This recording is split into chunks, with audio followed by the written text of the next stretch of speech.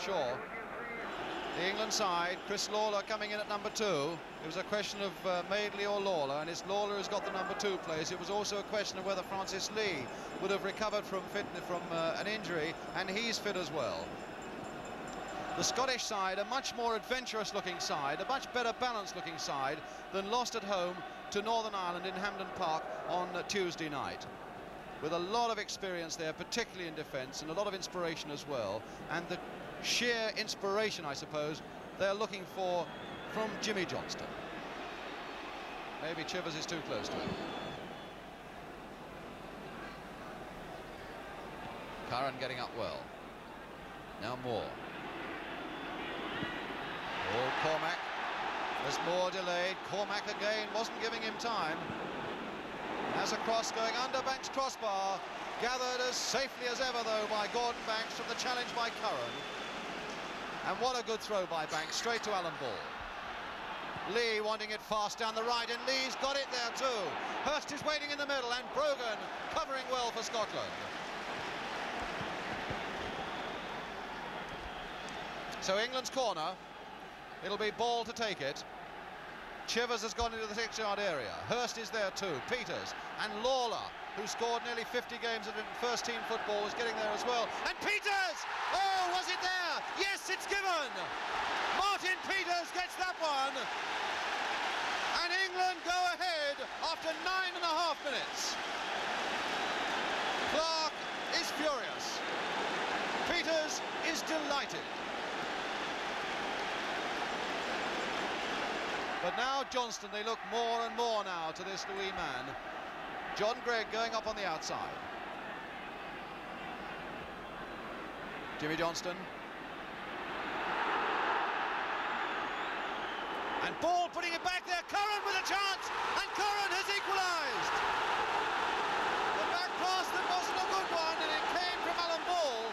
And Curran there in the mix-up with Banks, making it 1-1. 2 goals now in the first 11 minutes. Well, in fact, it was Jimmy Johnston here who tried that ball through, which brought about the trouble, and there was Ball's pass back. Now look as Banks comes and misses the ball. He went straight for Curran's feet. Curran didn't touch it, so it was an own goal from Alan Ball. Hurst and Peters are also on that far side making a move. Hurst has come towards the near post. That's same towards Peters and Chivers.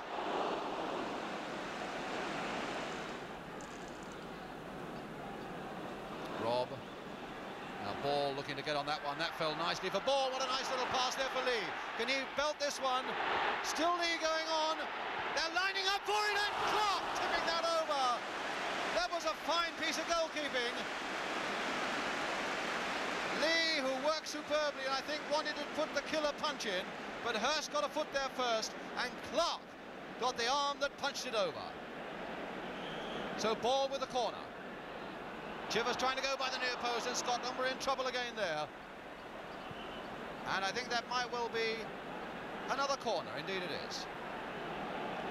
Linesman in a bit of doubt, but the referee said that was another corner, and so Ball now to take another corner, aiming towards Chivers once more, no doubt. There's Chivers going from the near post, and Clark getting that in his arms. He wasn't exactly helped by Gregg.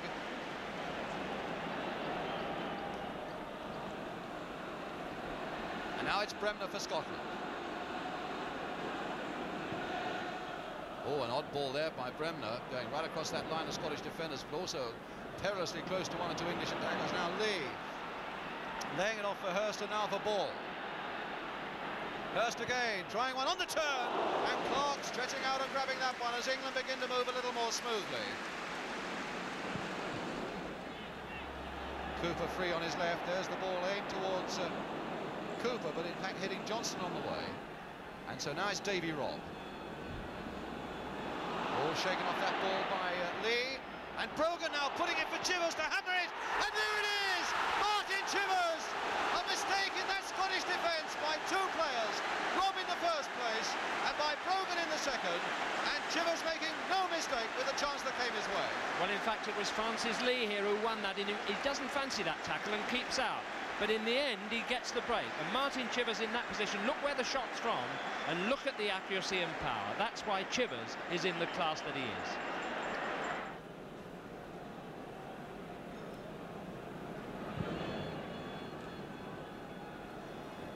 Peters, Greg, Bremner,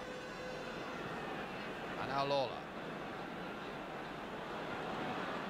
Oh, Chivers are going on this one. There was a deflection which wasn't very lucky, and there it is, Martin Chivers, another one.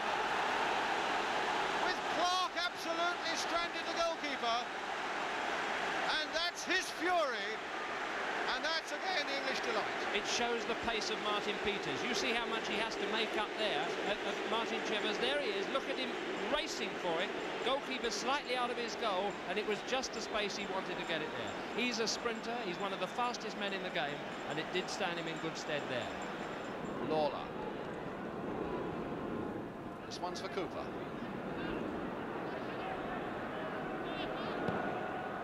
And Lee would get in on this one, but Moncur there, Peters! Which in fact would have been so reminiscent of the first goal that he scored in the World Cup final, into that very goal when there was a deflection out of a German defence that time and Peters falling in on it. But in fact he didn't make very much of that half-headed clearance from Moncur. Flicked in towards Chivers. Beaten off Munro, and now it's with Ball. Story played first time across the field where there were two England players waiting, and this Martin Peters who's got it, and Terry Cooper now over on the left.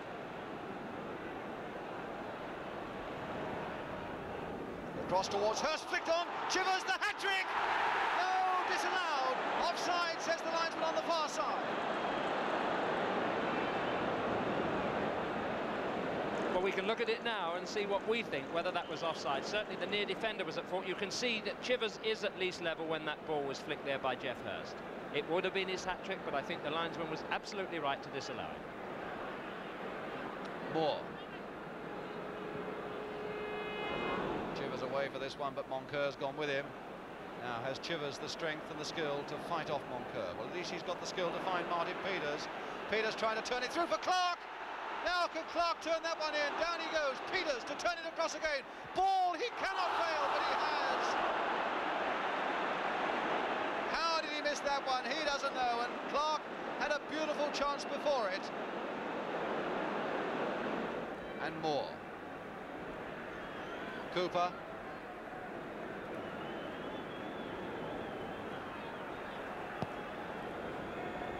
Chivers again going for it, beaten by Munro in the air. Clark now can turn it off for Peters to hammer it just wide. Oh, another fine English move, and Peters no more than 3 or 4 inches wide, with a really glorious drive and a fine, subtle build-up.